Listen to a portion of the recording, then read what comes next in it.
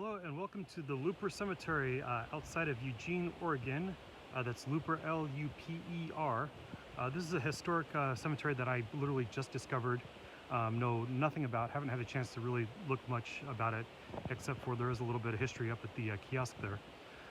There actually is a lupercemetery.com website, which seems to be really informative. I haven't had a chance to look at it yet.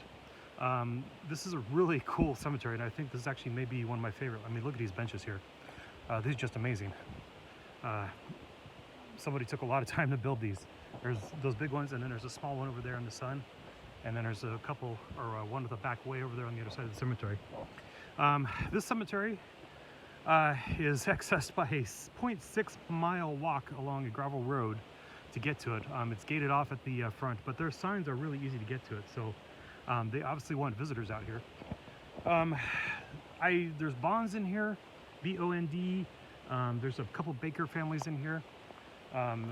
What I read from the cemetery stuff at the front is that this pretty much was an abandoned cemetery for quite a while, and they've done a lot of restoration in here.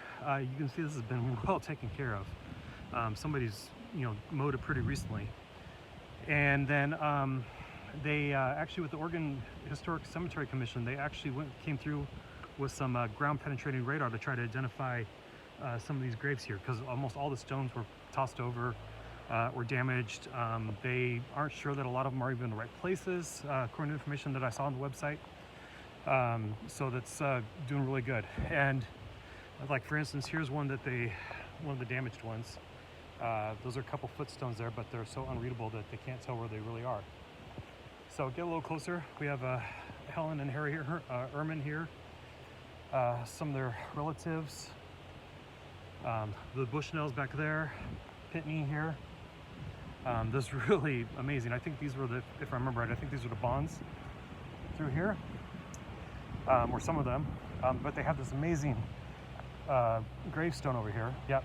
I was told that this is actually made out of zinc, and it was a really common gravestone before World War I, or was it World War II? It must have been World War II.